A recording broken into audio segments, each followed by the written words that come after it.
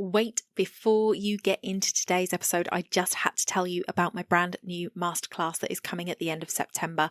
There are 3 dates and times that I'm going to be delivering it. It's on the 24th, 25th and 26th of September, and it is about starting your podcast and growing your audience. I'm going to be going over how you can make sure that you are getting visible without having to show up on video, how you can create quality content that your audience needs, and how you can grow your audience by getting them to self-select. So come and join me for one of those dates. If you are looking to start your podcast, it is going to be a great masterclass. I'm really excited about it. Come and join me on Zoom. I can't wait to see you there. Your cameras are going to be switched off when you first arrive in the room, so don't feel the pressure to get dressed up or need to be camera ready. I hope to see you there. You can sign up right now by going to donnaeade.com/start and grow. That's donnaeade.com/start and grow.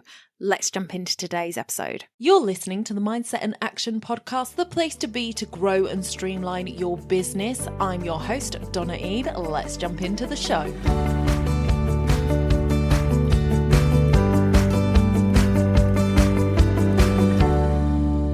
Coming together is a beginning. Keeping together is progress. Working together is success. Henry Ford. Welcome back to the podcast, everybody. Oh my days. I have one final masterclass happening this afternoon at 4 p.m. This is if you are listening to this as this podcast releases on the Thursday. So if you want in, head to the show notes right now. Don't even listen to the rest of this episode before you've done it. Go and sign up for the class so that you make sure that you get the Zoom link sorted and you can come and join me. I am thrilled to be sharing this masterclass. It's been a great time, the first 2 classes, and you know what they say, practice makes perfect. So this is going to be even better this afternoon. So if you are not yet in the masterclass, signed up for this afternoon, you still have a chance. Head over to the show notes, bit.ly/EP270 MAP, so that you can go and sign up for the final class of the week. I'm super excited. So today we're going to be talking about collaborations in podcasting. And if you listened to Monday's episode, you will have heard Viv say that, you know what, in business you don't have to collaborate. And that is true. You don't have to collaborate. But I am somebody who believes in that old adage, if you want to go fast, go alone, but if you want to go far, go together. So I kind of come from that perspective, and collaborations come in all shapes and sizes. So collaborations can be monetary collaborations. So we're going to do this thing together. We're going to split it 50-50 and there's money involved. Collaborations can be a free thing. I'll give you this. If you give me that, I'll scratch your back, you scratch mine. There's no limit to what you can do as a collaboration or how you decide to plan it out. It might be that somebody is providing some sort of service over here and money into something, and you're just providing a service. Think of collaborations that happen with summits, for example. When you see a summit, it is usually somebody organising it and therefore making some money out of it, usually, not always, but usually by maybe selling an upgrade package where people can get the videos and some free gifts included if they download and pay for the upgrade. So, but as a collaborator on that, you would be providing some training and you would be providing a freebie of some kind. So some people in that realm will say if you provide a freebie, you can talk about that on your training and everybody can go and download it. That's how you start to build your list from a summit. But they also might say, could you provide something that is a paid for item that we could put behind the paywall? So maybe a low cost, like $47 or $97 amount item that you could put into that goodie bag, as it were, that they get if they upgrade. And then if they upgrade, they sign up usually with a code, so you get them on your list and they are doing your thing, but they haven't had to pay for it. So you're in part giving them a little bit of money because you're giving them that £47 for nothing, and you're giving a training. They're getting money from the people buying the upgrade, but they are also paying for the software, and they're organizing it, and they're putting the time to put those trainings out as necessary. Maybe it's run live and they're hosting the whole thing. Maybe it's run where you've pre-recorded all the trainings, but they're still hosting the live part of actually talking to people in between the trainings. Or maybe they're just setting it up on an auto thing so that it's going out at the right time, but all of that takes time and effort. So their time and effort gets paid. Your time and effort gets people on your email list and actually trying out your stuff. So that's kind of where the summit collaborations come in. But there are all sorts of different types of collaborations that you could do that could aid your business, and podcasting is a way of collaborating. So let's talk about it. So firstly, let's address the why. Why does collaborations matter in podcasting? And that is a lot of what I've just said in respects of getting your knowledge out to other people, but it is really about that mutual benefit of cross promotion. That is kind of the crux of a collaboration, really, is to bring that cross promotion of audiences, which is a really powerful thing you can do in podcasting. You're also bringing together different voices and perspectives, which can enrich your content and provide value for your listener, as well as you learning. Like, I know selfishly that is a lot of why I invite the guests that I invite onto my show, because I want to learn from them. And so by having them on the show, I get to learn too. And I hope you find value in it because I find value in it. And generally speaking, if you're listening to my podcast, then you're usually at a similar stage of business to me. And therefore you should find value in what I'm finding value in.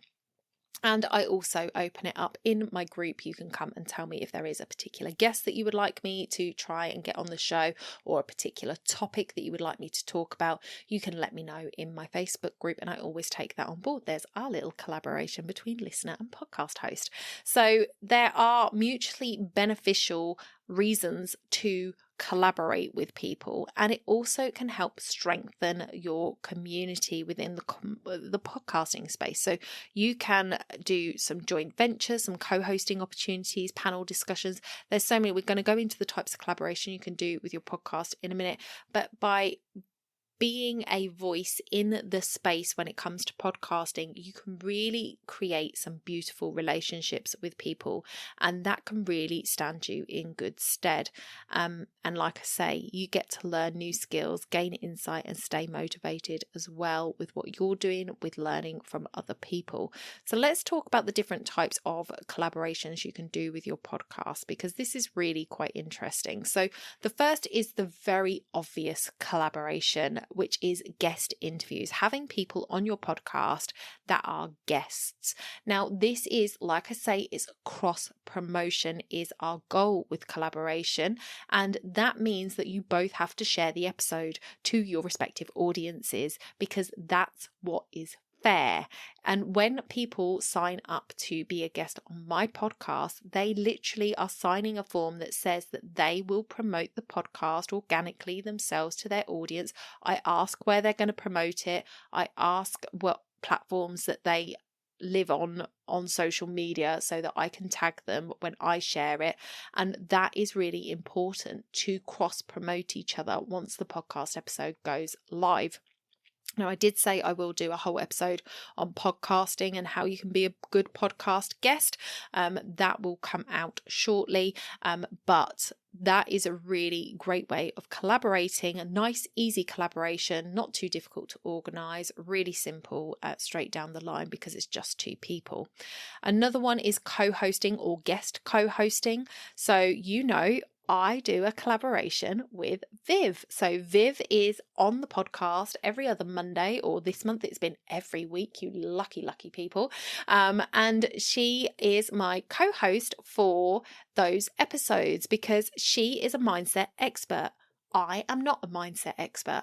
I can talk about my mindset blocks. I can talk about the things that I do to shift it. I can talk about things that block business people and what I think about those blocks, but I can't help you shift it. I don't have the training or the qualifications to be able to teach you to shift your mindset blocks. And mindset blocks are like a key thing in business to get out of your way so you can get out of your own way and succeed. So you need to have the mindset stuff alongside the business stuff, which is why this podcast is called Mindset and Action, because it's about getting the mindset right and taking the action. And those are the two things that are going to lead you to success. So I invited Viv to come on the podcast and talk about the mindset stuff because I knew that when I started these mini mindset Mondays that I wouldn't be able to provide the value for you in that. I knew that I could talk to my guests about their mindset blocks and we could have a discussion about the real implications of these blocks and what they do for people. But I couldn't really give you insight every other week on something that I would be able to talk about. So bringing Viv on was really, such a wonderful thing for me to be able to do for you guys in bringing her into this world so that you can learn from her. And, if you need help with mindset stuff, then somebody who can help you with that. And that is my purpose of collaborating with Viv. Now, Viv gets to then come in and speak to my audience. She gets to share that stuff. And so it's a win-win for both of us in that respect. So those are the kind of co-hosting opportunities that you can do, and you can have a guest co-host. So you could invite somebody on, Viv is a guest co-host on this podcast, but you could go onto somebody else's podcast and co-host with them, and maybe interviewing somebody. Maybe it's somebody that that you connect somebody with, and you do it together as a co-host situation, and the episode goes out on both of your podcasts. Who knows? There is lots of opportunity for you to talk about it. And it is really important that those personalities match well when it comes to somebody you're having on as a co-host. Great example of this is Catherine and Julie. I absolutely love those two together. If you go and listen to their podcast, it is so good. And it's because they are great friends, and they are great friends who align so well on so many things that even when they don't align on something, it's a fun interaction. It's not a I'm right, you're wrong situation. They are so great together. So Far Too Fabulous podcast if you want to go and see an example of how a good co-hosting session happens. Then you can cross promote with other podcasts. So it doesn't have to be a physical thing, but perhaps, I do that freely and willingly right here. I talk about the Embodied Marketing podcast. I talk about the Online Marketing Made Easy with Amy Porterfield. I talk about the Far Too Fabulous podcast. I have mentioned a lot of podcasts over the years for you to go and listen to that I really enjoy listening to. And I do that freely, but you could make it more of a structured thing where you band together with a few podcast hosts that are in a similar niche to you, and you cross promote each other, and you make it a thing that actually at the end of the next 3 episodes, I'm going to talk about you, you're going to talk about me, they're going to talk about, so you can have a round robin of like 6 of you or something, where for the duration of however long, 6 months say, for every 4 weeks you talk about a different podcast at the end of your episode and say, hey, do you know what, I've really been enjoying this podcast, and you promote each other. And that's a really good way of sharing your audiences without having to do a guest spot, without having to put too much effort into it. It's like an amazing opportunity to do that. Collaboration with brands and influencers. So this is something that you could look at doing. So you could secure some partnerships with brands. So we spoke about this last week where we were talking about having sponsorships. So that is a collaboration of sorts. So you could say to a brand, you know, I will talk about your product if you give me a discount code and you give me a kickback, so an affiliate link, for all intents purposes. So it's an affiliate marketing opportunity there. So if you have a certain brand of coffee that you're always talking about on the podcast and you always have a cup of that coffee ready to go when you start your podcast, then perhaps you reach out to that coffee brand and you say, hey, I'm always drinking your coffee, I would love to advertise you on my podcast. You know, that's the sort of thing that you can do with your podcast. And then if there are relevant influencers to your niche, in the fitness world, this would really work well because there's loads of fitness influencers. Maybe you have them come on and do a series of podcast episodes with you, talking about a particular, whatever their particular genre is. So I follow an absolute fantastic lady over on Instagram. Her handle is at Her Garden Gym. So Her Garden Gym is her handle, I believe. Her name is Jacqueline Hooton. She is 62 years old and she is a personal trainer who is fitter than I am at 43, and I'm dead jealous of her legs.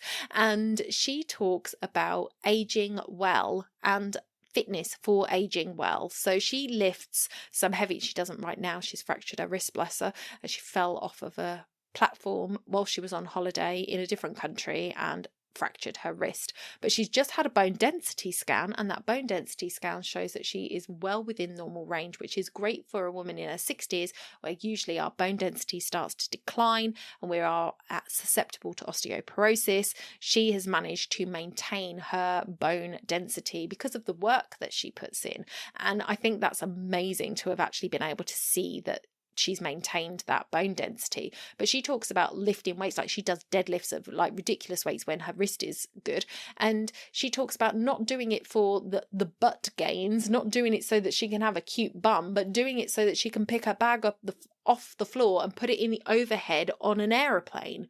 And it's like, you don't even think about that at most people's ages. Like, you don't think about these movements that actually, if you exercise them and do them in an exercise form, you're actually maintaining that movement for the future. And so she is a real inspiration to me.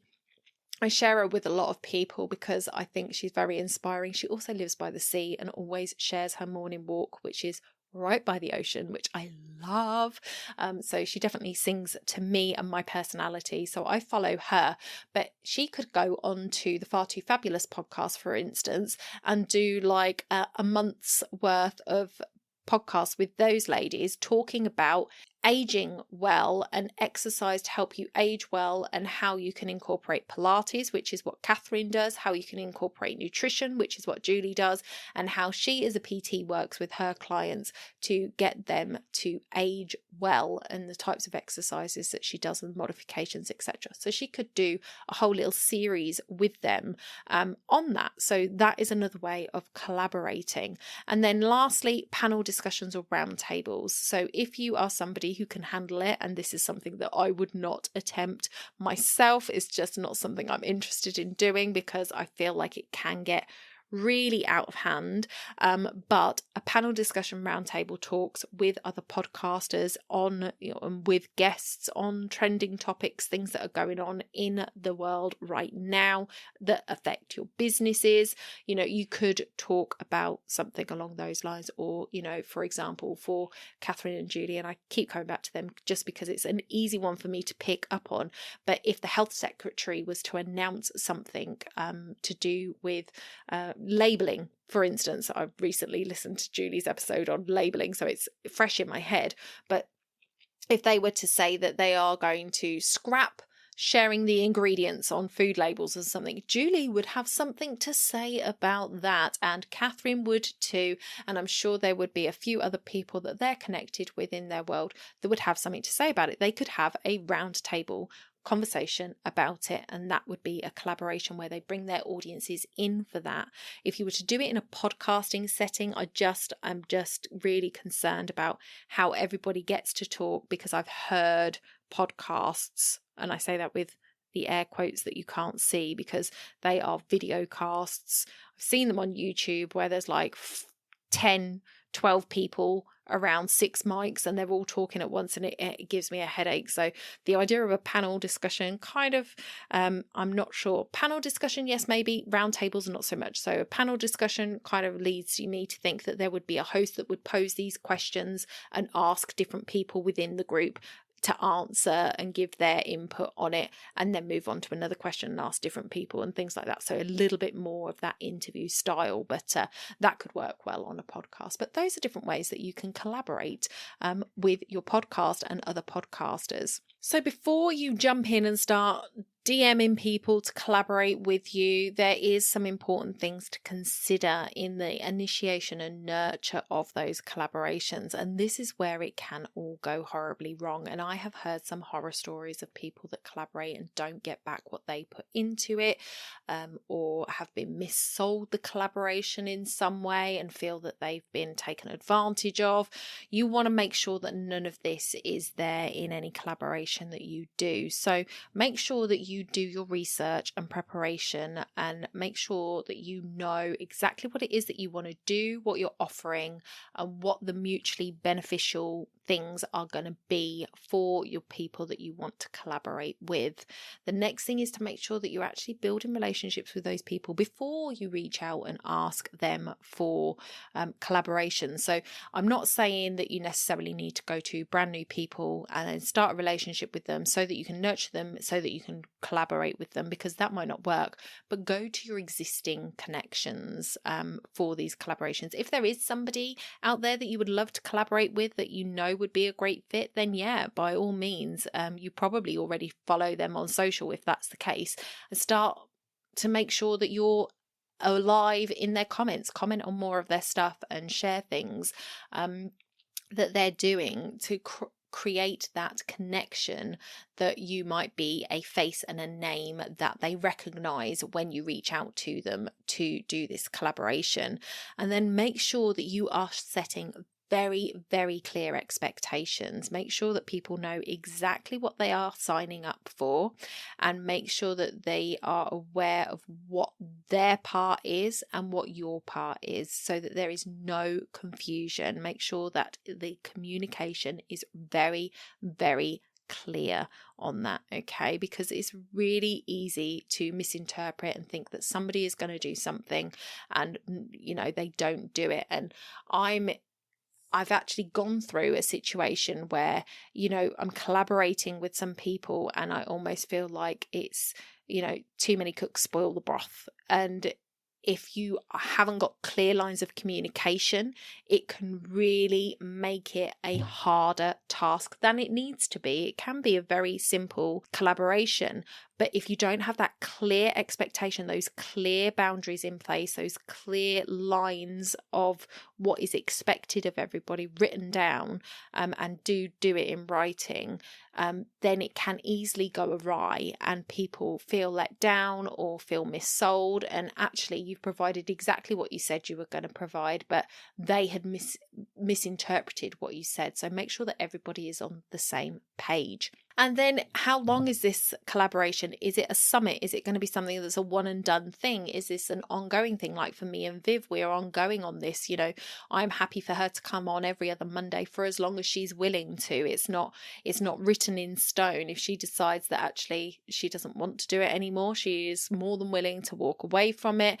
Then I will think of something else to do. You know, it's not the end of the world, but there isn't that, you know, set in stone deadline for it. We're easy breezy with it. But if you are planning on having a long-term partnership, you need to kind of lay out those expectations in that initial collaboration phase so that people understand what is being expected of them. So just some little pitfalls to make sure that you are not falling into there with how you actually initiate those collaborations. And then when you reach out to somebody, make sure that they are really sort of understanding the benefits for them. So I've had people reach out to me and I feel like it's more spam bots and things like that, but you never know, who have kind of said, oh, we'd love to have you come and speak at our event. It's £600. I'm like, why am I paying to come and give you my knowledge for free? Like, well, not for free. I'm actually paying you. So I'm losing money in that respect. I'm not only giving you my intellectual currency, but I'm giving you physical currency as well. And what am I getting out of it? And to me, that doesn't sit well with me. So that's not something I'm interested in doing. But if you are somebody who is asking for financial input into a collaboration, then you need to be very clear why that financial commitment is there. You need to be very clear of your history. You need to be very clear of why you choose to do it that way, so it doesn't come across scammy. You need to make sure that you're building those relationships. These people I've never spoken to, I've never even connected with them, and they're sending me these emails saying, we'd love you to come and speak.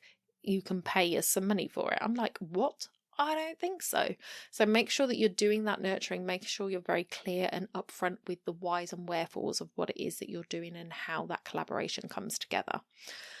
So that's where things can go wrong, but there are lots of places where it goes right. And some examples are the podcast collaborations that I've already mentioned. So Catherine and Julie collaborating on their podcast as co-hosts seems to be going absolutely marvelously well. They are both involved in the editing side of things. They kind of share it out between them. I have guests on the show. Sometimes it works really, really well. Sometimes I'm a little bit disappointed in what my guests do, but you can't force people to do things. So it's very much you can lead a horse to water, but you can't make it drink. So make sure that you are just being very honest with it. And yeah, it can be a really, really good thing, especially when you're starting out in business. If you can find other people that are newer to business in that first sort of 12 to 24-month period, and you can collaborate on something, those are really great ways of building your audiences more quickly when you haven't got a very big audience to offer. So if you can come together and share each other's audiences, you can grow your audiences in a much quicker way. So this is something that works very well in the early stages of business in order to get that initial growth going. And it doesn't have to be that you're going to these people and going, well, I haven't got an audience at all, but I would love to collaborate with you on this. It's just like, I've got this idea, I'd love us to do it, let's do it. You don't have to talk about audience sizes and things. It's about sharing your knowledge with each other and with each other's audiences and growing organically in that way, which is a great way to do it. So that is it for today's episode. Reminding you now, if you haven't gone over and joined me for this afternoon's masterclass, it's on at 4 p.m. today, I believe. So go over to the show notes of this episode and get yourself registered for that masterclass. It is the last one that is happening, and then that's it for this masterclass. So I'm really excited to share it with you. It's been great fun for the last couple of days, but today is the final day. So if you're listening to this and it is not Thursday, the day that this podcast released, so you've missed the masterclass, then if you go over to my website, donnaeade.com, you can see all about my program, Start Your Podcast, and how that works. You can come and join us for that. At any time you can purchase that program. It is available now. So if you want to start your podcast and you want me to help you get it started the right way so that you make sure that you're not making any of the pitfall mistakes that I made when I started, and that you can actually potentially get your podcast into the Apple charts when you first launch it, which would be absolutely amazing, then come and join me for that program and let's do it together. I would love to have you over there. So that's it for today, guys. Do join me next week when I will have a guest back on the show, potentially. That will be exciting, won't it? I think I do have a guest for you next week. I need to check my diary for those dates, but come and join me next week because I will be here whether I have a guest or not. I will always be here for you. I will see you then. Thank you so much for joining me today. I will see you over in the Facebook group if you're with me in the Facebook group. If not, I hope to see you on the masterclass this afternoon, and I'll speak to you soon. Bye for now.